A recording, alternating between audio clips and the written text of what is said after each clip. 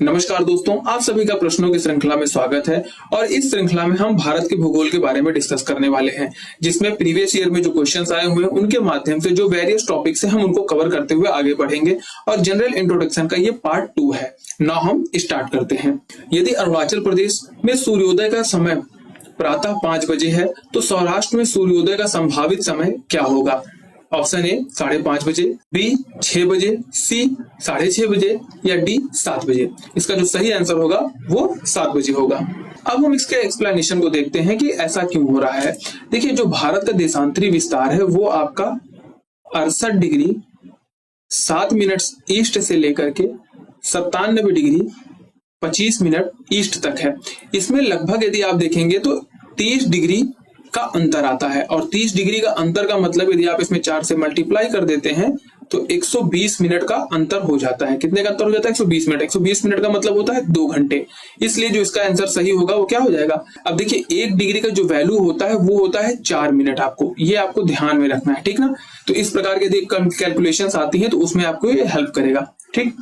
Next question, निम्नलिखित में से कौन सा भारतीय राज्य कर्क रेखा के उत्तर में स्थित है? ए झारखंड, बी मणिपुर, सी मिजोरम, डी त्रिपुरा। देखो, झारखंड, मिजोरम और त्रिपुरा ये तीनों जो है आपके कर्क रेखा पर ही उपस्थित है। और इनसे ऊपर यदि आप जाते हैं तो मिजोरम के ऊपर आपको मणिपुर देखने को मिलेगा और यहाँ से गुजरती भी नहीं है। तो जो उत्तर में राज्य स्थित है वो आपका मणिपुर ही है। तो इसका जो सही आंसर हो जाएगा वो ऑप्शन नंबर बी हो जाएगा। अब फिर से मैं एक बार रिकॉल करा दूं, जो कर्क रेखा है वो भारत के कितने राज्यों से होकर गुजरती है? 8 राज्यों से होकर गुजरती है। उनके नाम की यदि बात करते हैं हम लोग, गुजरात हो जाएगा, राजस्थान हो जाएगा, मध्य प्रदेश हो जाएगा, छत्तीसगढ़ हो जाएगा, झारखंड हो जाएगा, वेस्ट बंगाल हो जाएगा, त्रिपुरा हो जाएगा और मिजोरम हो जाएगा। इन राज्यों को आपको ध्यान रखना है, क्रम से ध्यान रखना है, क्योंकि इसके क्रम को भी पूछ लिया जाता है कि पूर्व से पश्चिम और इस तरीके से आप व्यवस्थित कीजिए। नेक्स्ट क्वेश्चन की बात करते हैं। 80 डिग्री पूर्वी देशांतर और कर्क रेखा का मिलान बिंदु है आंध्र प्रदेश में, महाराष्ट्र में, उत्तर प्रदेश में या मध्य प्रदेश में? तो देखिए, आप जानते हैं कि जो हमारी मध्याह्न रेखा है 82.5 डिग्री ईस्ट, ये आपके उत्तर प्रदेश से होकर गुजरती है। लेकिन यहाँ पर 80 डिग्री की बात कही जा रही है। 80 डिग्री का मतलब 2.5 डिग्री का अंतर आ रहा है। और 1 डिग्री की यदि आप बात करते हो तो लगभग 111 किलोमीटर का अंतर आता है। इस चीज को आपको ध्यान रखना है। तो ये जो रेखा है वो आपकी कहां पर होगी? मध्य प्रदेश के अंदर होगी। जो कर्क रेखा और आपकी 80 डिग्री जो है वो आपस में एक दूसरे को जो काटेंगे, ठीक। नेक्स्ट क्वेश्चन की हम बात करते हैं। यदि भारतीय मानक समय यामोत्तर पर मध्याह्न है तो 120 डिग्री पूर्वी देशांतर पर स्थानीय समय क्या होगा? देखिए, पहले यहां पर हम समझते हैं यामोत्तर किसकी बात कर रहे हैं। यामोत्तर का मतलब है 82.5 डिग्री ईस्ट, ठीक। अब मध्याह्न का मतलब हो गया, मध्याह्न का मतलब है आपका 12 बज रहा है, ठीक। अब हम यहाँ पर इसको कैलकुलेट करने का प्रयास करते हैं।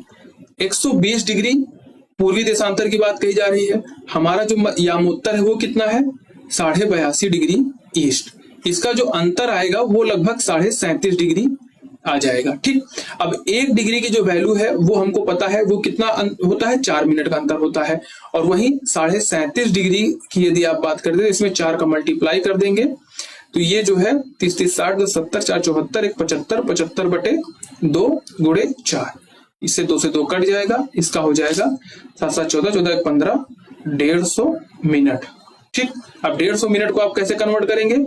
120 प्लस के 30, ये हो जाएगा 2 घंटे प्लस के 30 मिनट, मतलब 2 घंटे 30 मिनट की बात अंतर आ रहा है। तो इसका जो सही आंसर हो जाएगा वो क्या हो जाएगा? 12 में जब आप 2 घंटे 30 मिनट और जोड़ देते हैं जो आपका सही आंसर हो जाएगा क्या बन जाएगा? 14:30 मिनट, ठीक। तो यहाँ पर जो सही आंसर होगा क्या हो जाएगा? Option number B. Next question की अब हम बात करते हैं।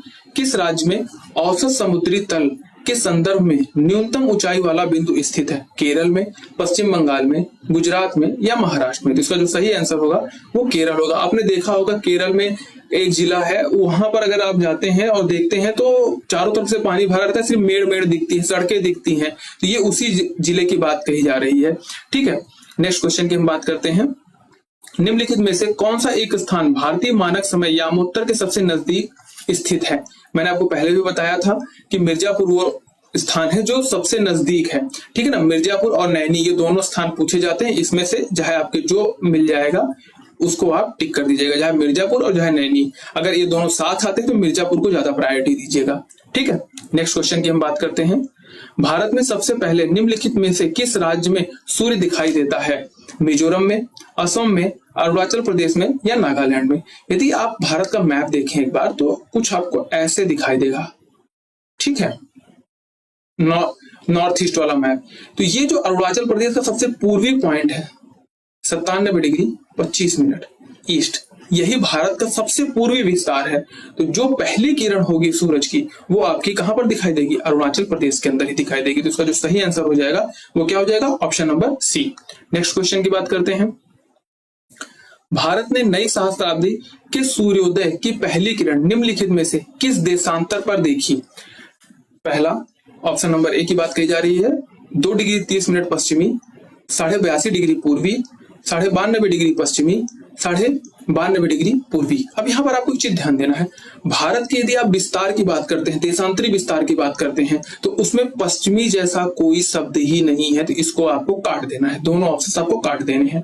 अब यहाँ पर 82.5 डिग्री पूर्वी देशांतर और 92.5 डिग्री पूर्वी देशांतर, दो देशांतर की बात कही जा रही है। तो इसमें जो सबसे पूर्वी देशांतर होगा वही हमारा सही आंसर होगा।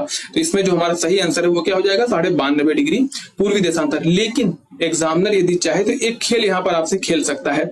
मान के चलिए 92.5 की जगह उसने 98 डिग्री 30 मिनट पूर्वी देशांतर आपको दे दिया, तो अभी आप क्या सबसे पूर्वी देशांतर की ओर जाएंगे?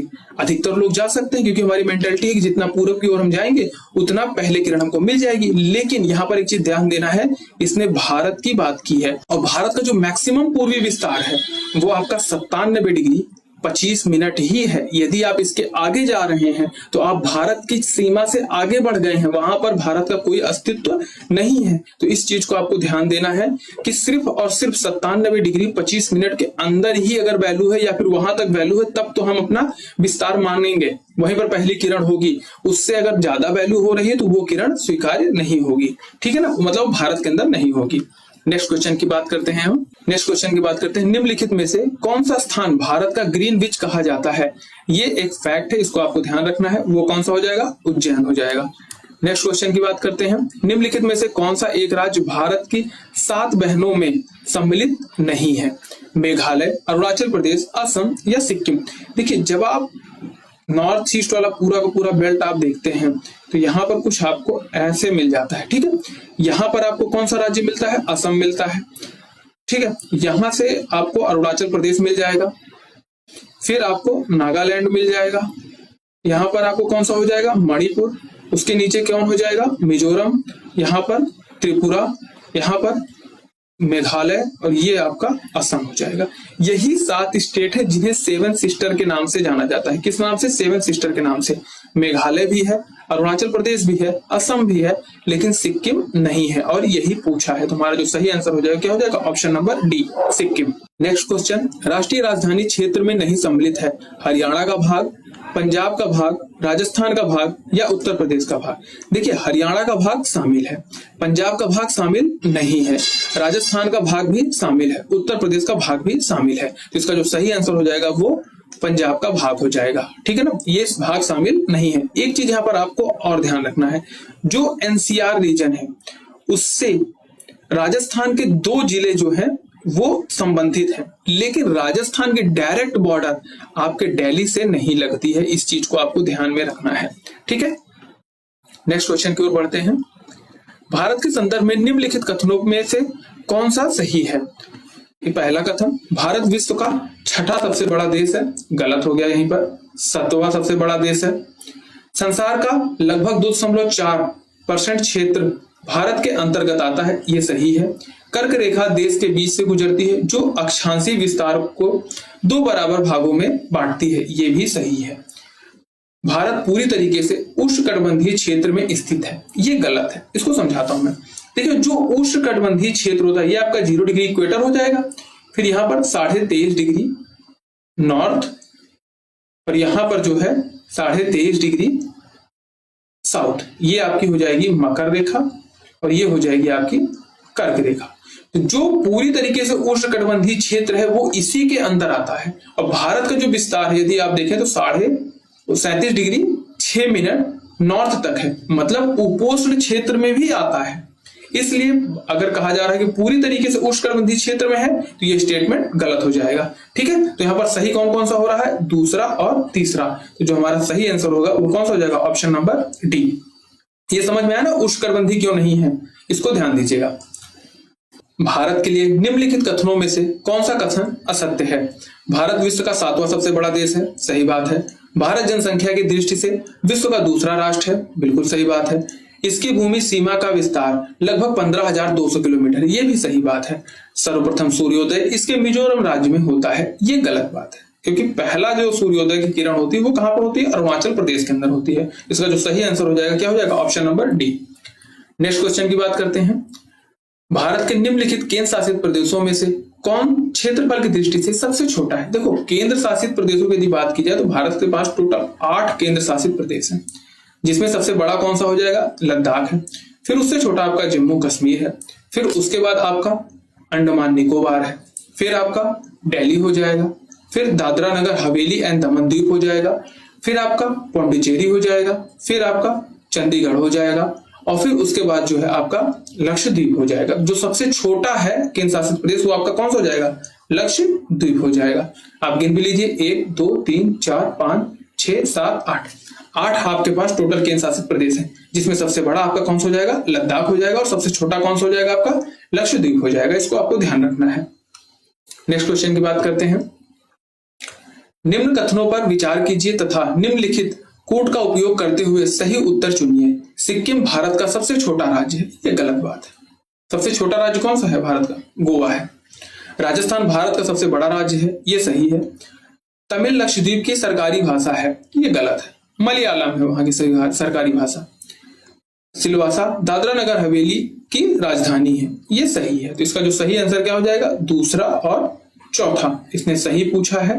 ठीक है, तो यहां पर हमारा कौन सा ऑप्शन हो जाएगा, ऑप्शन नंबर डी। देखो, इस तरह के क्वेश्चन में आपको एक चीज ध्यान देना है। पहली बात तो इसने क्या पूछा है, सही पूछा है कि गलत पूछा है, और फिर उसके बाद इनकी जो नंबरिंग है इसको भी ध्यान रखना है, कौन सा सही है और कौन सा गलत है। ठीक, नेक्स्ट क्वेश्चन की बात करते हैं। यहाँ पर कैपिटल से संबंधित है।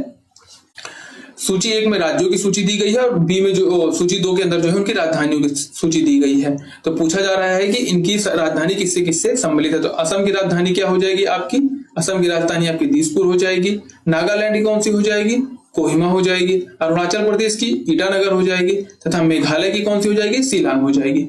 मतलब असम एक के साथ हमारा कौन सा आ रहा है, 3। तो यहाँ पर 3 आ रहा है, एक ही में ऑप्शन में है ही, डायरेक्ट हम ऑप्शन लगा देते हैं। 3 2 4 1। ठीक, नेक्स्ट क्वेश्चन की बात करते हैं। निम्नलिखित में से किस राज्य की सीमा बांग्लादेश और म्यांमार से लगती है। मणिपुर, त्रिपुरा, मिजोरम, नागालैंड। देखो, आप थोड़ा मैप देखिए एक बार। जब आप मैप देखते हैं तो यहाँ पर आपका सिक्किम आता है, फिर यहाँ पर अरुणाचल प्रदेश वाला रीजन ऐसे बढ़ता है, और यहाँ पर कुछ ऐसे होकर के यहाँ पर त्रिपुरा, और फिर यहाँ पर ऐसे मेघालय को लेकर के ऐसे निकल जाता है। ये हमारा ईस्टर्न 7 सिस्टर वाला पूरा का पूरा रीजन है, और ये पूरा आपका कौन सा हो जाएगा, बांग्लादेश हो जाएगा। ठीक, ये बांग्लादेश है आपका, और ये क्या हो जाएगा आपका, म्यांमार हो जाएगा। इन दोनों में देखें तो ये वाला जो राज्य है वो ट्रांजिशन है, मतलब दोनों राज्यों से, मतलब दोनों देशों के साथ अपनी बॉर्डर साझा करता है। तो कौन सा राज्य है आपका, मिजोरम है। ठीक, तो हमारा जो सही आंसर हो जाएगा क्या हो जाएगा, option number C. Next question की बात करते हैं।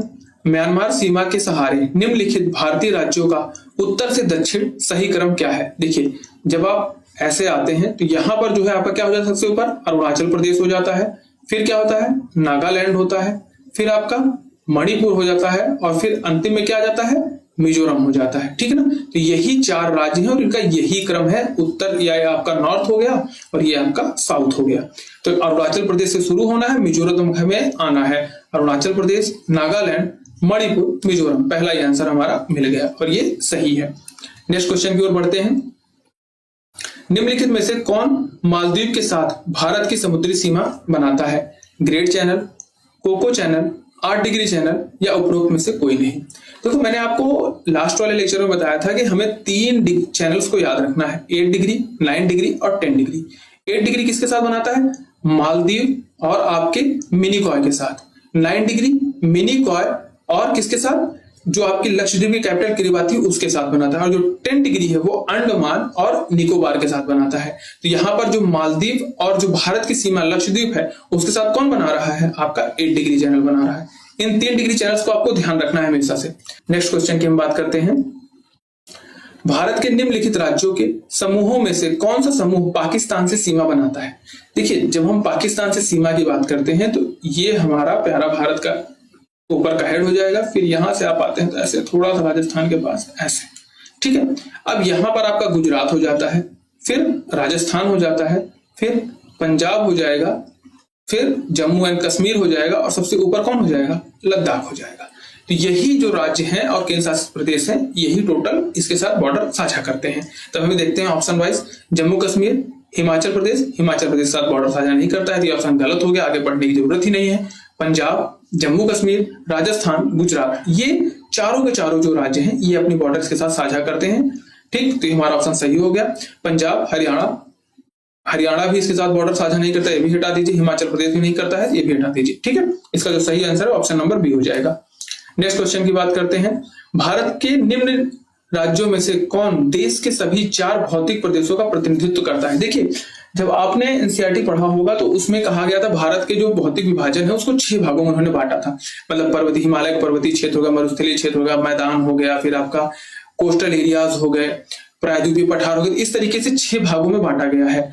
अब उसमें से जो ये 4 ऑप्शन है, ओडिशा, हिमाचल प्रदेश, वेस्ट बंगाल और कर्नाटक, तो इसका जो सही आंसर होगा वो वेस्ट बंगाल होगा। वो कैसे, देखो, वेस्ट बंगाल के पास अपना तट भी है, इसके पास तट है, पठार है, हिमालय का भी भाग है और गंगा का मैदान भी है। तो इस प्रकार से जो 4 क्षेत्र इसके पास हैं, 4 भौतिक प्रदेशों का यह प्रतिनिधित्व करता है, इसलिए जो हमारा सही आंसर हो जाएगा वो कौन हो जाएगा, वेस्ट बंगाल हो जाएगा।